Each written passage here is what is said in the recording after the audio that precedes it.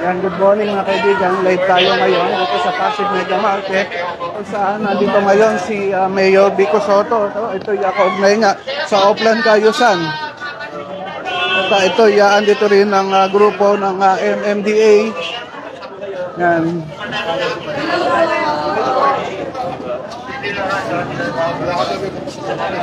Ayan, no? At hintig na natin kung saan napupunta si Mayor Vico Sotto. Sundan lang natin. Ito babaybayin itong kapaligiran ng Pasig Mega Market para makita ang mga dapat pang ayusin dito sa lugar na ito. Yan.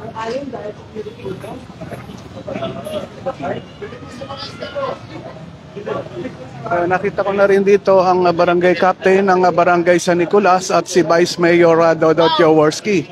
Kanina nandun sila sa loob ng Pasig Mega Market. Hindi lang tayo nakapag-live doon dahil nga may mga sounds, no, at makaka-copyright nga tayo. Yan. Nakatuwa at talagang napakaaga rin na pumunta ni Mayor Vico Sotto dito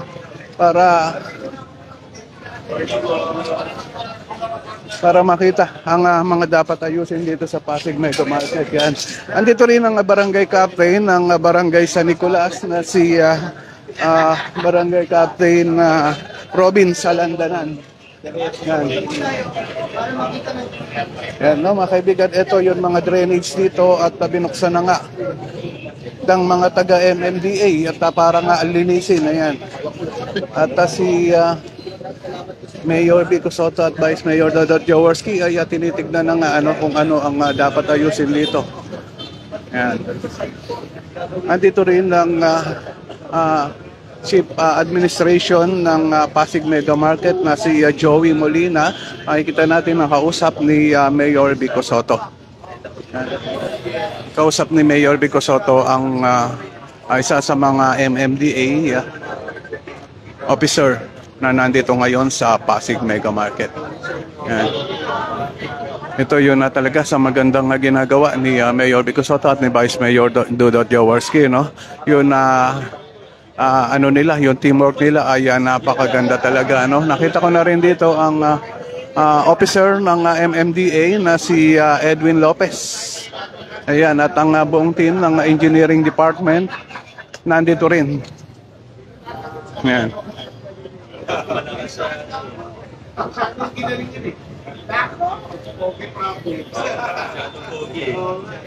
Ayan.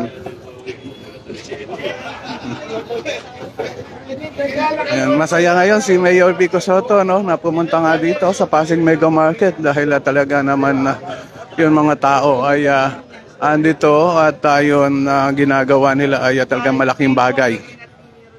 Yan, ipakinggan natin ang kanilang mga pinag-uusapan. Medyo lapit tayo ng konti. Yan. Bago po tumating si President para mabilis sa sasakyan. At sa likod po, Mayor, natin sa tapos, yung pinapatanggal po ninyo na dead stone street light, may bato, pinapasag na po yun dyan. Tapos kagabi po, nag-listing po tayo, saka flashing po. Yun po yung kasama sila kap po. Ngayon, deck locking. Pero, ganun pa man po, bukas po continuous tayo sa wala po ng Mayor. Kakaliwag po yung kay Arta. So, misting and declare po. After po dito, tatapusin po natin tong na to, itong activity. Wala po tayong iwan. As well as mga yun. Pwede niyo po yung doc. Pero, Chairman, si Edwin ngayon, family man na yan. Bago buhay na. Family man. Pinayuhan ko eh. Hindi na kayo madidimanda dahil sa Ayan nga, si Edwin Lopez ng MMDA, sinabi na nga ang mga dapat ayusin dito sa Pasig Mega Market, yung declogging at misting ang kanilang priority dito para hindi talaga magputik.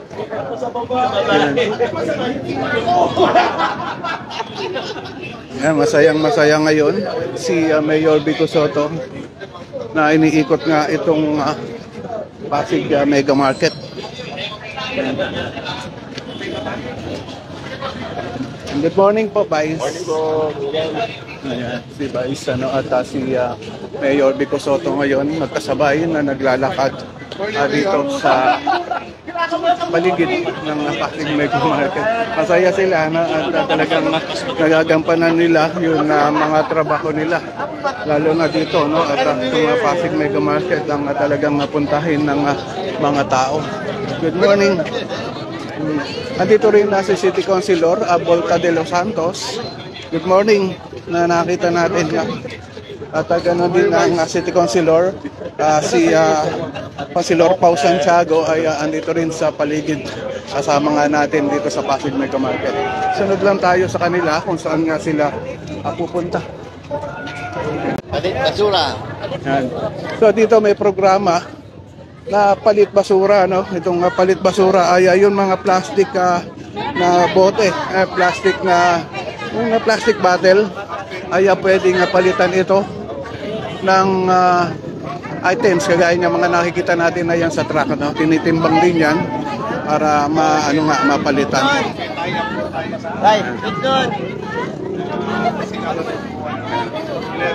So mga kaibigan, ito ay isang tie-up ng dalawang barangay nga natin, ang barangay Pinagbuhatan at barangay San Nicolas, na nagtulong para dito sa kayusan ng Pasig Mega Market, at tumulong din ang MMDA at ang buong team ng Peace and Order Department natin, Action Line Division, MMD at yung PPMO ay mga nandito.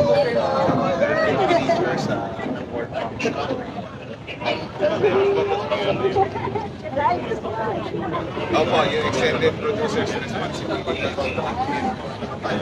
Magsisimula na po tayo.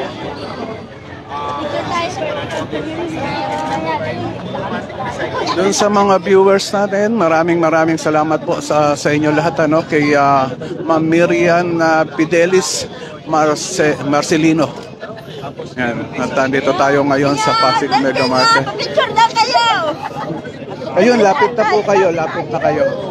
Ayan, at ito, nag-request din na makapagpa-picture yung mga taga rito kay Mayor Vico Soto. At ayan, lumapit naman at napagbigyan ni Mayor Vico Soto yan. Ayan. Talaga makuha natin.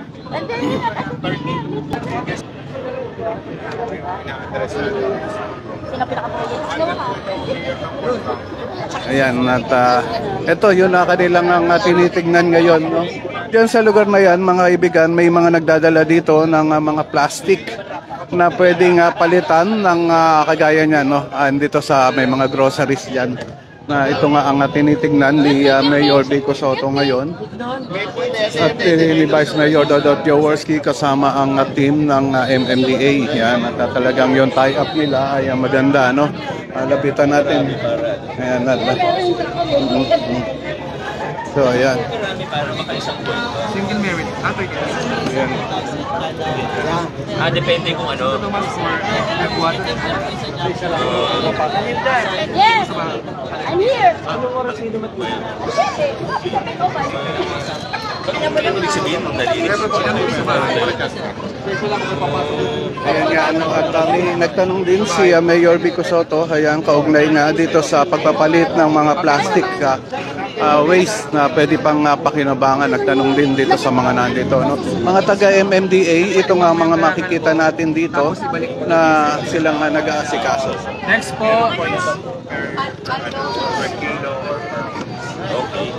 Tapos bibigyan sila ng booklet. Nakulit na sila ng points. Pwede na sila.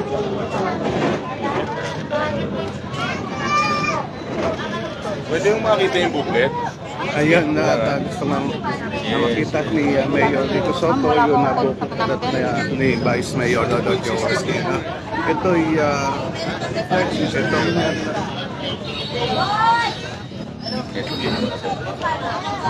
Eco Savers, Pastugok. Itong hawak natin ngayon. Ayun lang.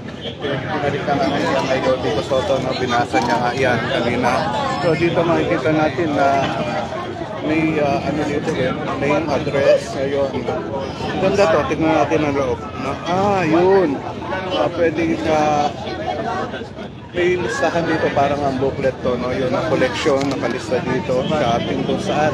Iba-iba, yung listahan sila. Ito, yun ang makikita natin. May binibigay silang booklet. Okay po.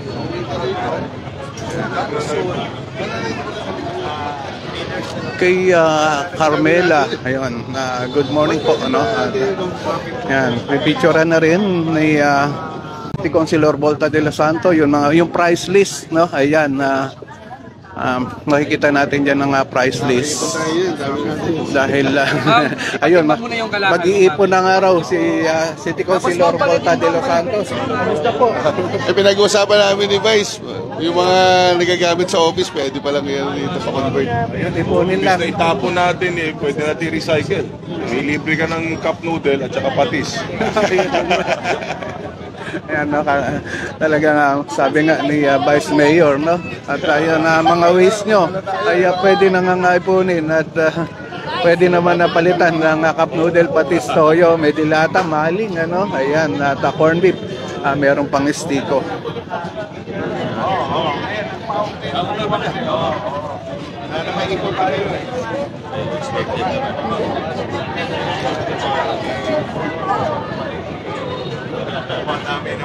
Ano po ito, Chairman? Or 3,000 stones?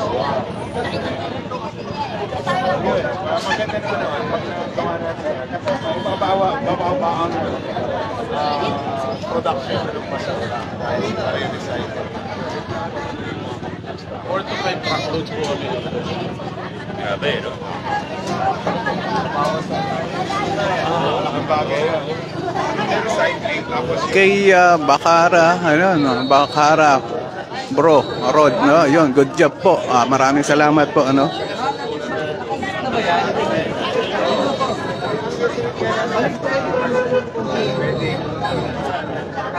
Ayan, no, at yun kung team na mga namumuno dito sa programa na ito ay nandito. Ayun, usapin natin. Good morning po. Good morning po. Kamusta naman po yung isinagawa nyo bayanihan collaboration with the LGU and sa inyo pong Opo, ito pong ating bayanihan sa barangay ay iniikot po natin. Ngayong araw na po nito, nasa Pasig City tayo. Tayo po ay naghahatid ng serbisyo, katulong po ang pamunuan bayan ng Pasig. Nandito po kanina si Mayor Vico at ganoon din po si Vice Jaworski at aking pong kamag-anak si Kapitan Robin sa Lagdanan. Tayo po ay nagtitiklaging, nag-aayos po ng mga karsada, naglalagay po tayo ng rumble strip, tsaka yung mga pedestrian lanes, ay inaayos po natin, pati po yung mga signage. Next year po, tayo po ay magtatalaga na ng permanente na bayanihan sa barangay, dito po sa Pasig. Naka-station na po yan dito. At paulit-ulit po gagawin itong mga bagay na ito at ang mga proyektong ito sa buong Pasig. Iikot po yung isang team dito lamang po, exclusive sa Pasig City. So next year po yan, inaayos lang po natin yung mga equipments natin, yung mga tauhan. At asahan po ninyo na tayo po ay tutulong sa Pasig City. Malapit po sa puso ko ang Pasig. Ako po ay 17 taon halos nakatira dito po sa Pasig. Ang aking pong ama nung nag-aaral ay dito rin po tumira sa Pasig. At ang headquarters po ng MMDA ay nasa Pasig. Kaya po, asahan po ninyo ang tulong at kaagapay po ng lungsod ng Pasig ang MMDA sa magagandang proyekto na ating pong dadalhin dito po sa inyong lugar.